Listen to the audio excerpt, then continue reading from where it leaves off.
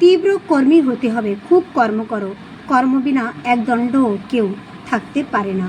যে যত বেশি কর্ম করবে তার মুক্তি তত সম্মুখে। বীর প্রাণ হওয়া চাই, এক মুহূর্তেও কর্ম বিনা থাকতে পারি না এই রূপ হয়। কর্মের জন্য খেপা কুকুরের মতো বেড়াবে, তার আর ভাবনা কিরে। দেখ তোরা রক্তবীজের ঝাড়, একটু রক্ত যেখানে পড়বে লক্ষ লক্ষ রক্তবীজ তথায় হয়ে উঠবে। অন্তরে বাহিরে लोग के भालोबासते हैं, भालोबासा ही स्वर्ग। प्रभु श्री चरणों में कोटि कोटि प्रणाम करते हुए आप सभी को प्रणाम, जय गुरु। और मुझे प्रभु श्री चरणों के प्रति विश्वास है आप सभी अपने जीवन में सुख समृद्धि ऐश्वर्य और आनंद से परिपूरित हैं और खुशहाल हैं। आज ये ठाकुर जी की अनमोल वाणी आप सभी को मैंने सुनाया। ये जो वाणी है ये पुण्यपुति ग्रंथ से है और इस वाणी के अनुसार परमपिता ने हम सभी को तीव्र कर्मी होने के लिए आदेश की है।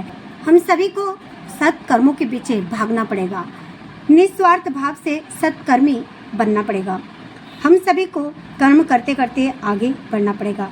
कर्म ही है जीवन में पूजा और यही है हमारे जीवन का विशेष एक गंतव्य। ठाकुर जी ने ये बात कही है कि तोरा रक्त बीजेर झाड़, একটু রক্ত যেখানে পড়বে লক্ষ লক্ষ রক্তবীজ তথায় হয়ে উঠবে। অন্তরে বাহিরে লোককে ভালোবাসতে হয়, ভালোবাসাই স্বর্গ। अर्थात सभी से प्रेम करना चाहिए, प्रेम ही है स्वर्ग, स्वर्ग ही है प्रेम।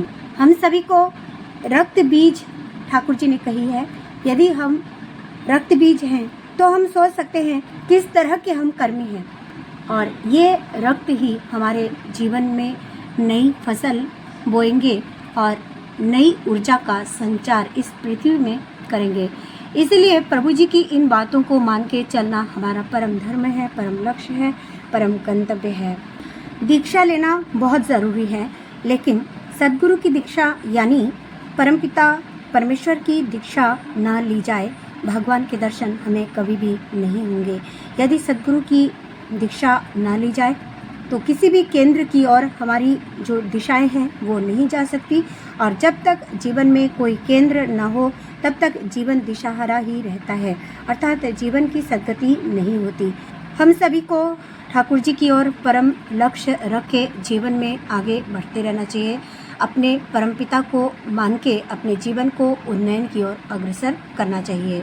और एक बाणी और कहना चाहती हूँ, परश्री कातर लोभी आर निंदुक जे जन सावधानी थे को जानियो दुर्जन। उसी इंसान को दुर्जन समझना जो परश्री कातर लोभी है और निंदुक है, अर्थात किसी की निंदा में हमेशा रहता है, लीन रहता है, अर्थात हमेशा किसी की निंदा करता रहता है।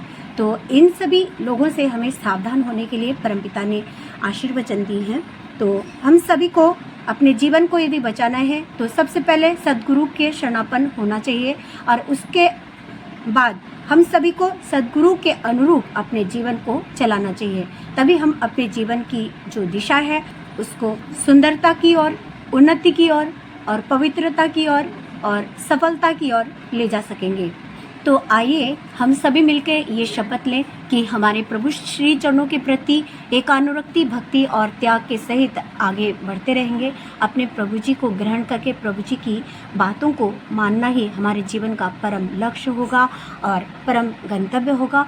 और ये करने के साथ साथ हम अपने परिवारजनों के साथ, आसपास के लोगों के साथ अच्छा व्यवहार करेंगे और अच्छी मानसिकता लाने के लिए अच्छी धार्मिक पुस्तकों को पढ़ें और उन किताबों के जो गुण तत्व हैं उनको अपने जीवन में मान के चलेंगे, तभी हम अपने इस जीवन को सार्थक कर सकते हैं।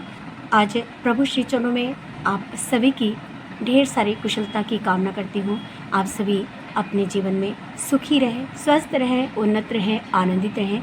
और एक प्रार्थना आप सबसे करना चाहती हूँ, यदि कोई मेरे इस चैनल में नए हैं तो कृपया मेरे इस चैनल को सब्सक्राइब कर दें ताकि ठाकुर जी की इन अनमोल बातों तक कोई और भी पहुंच सके और अपने जीवन को सुखी और सार्थक कर सके।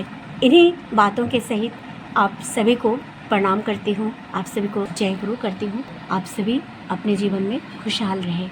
इन्हीं प्रार्थनाओं सहित आप सभी को प्रणाम। जय गुरु, वंदे पुरुषोत्तमम।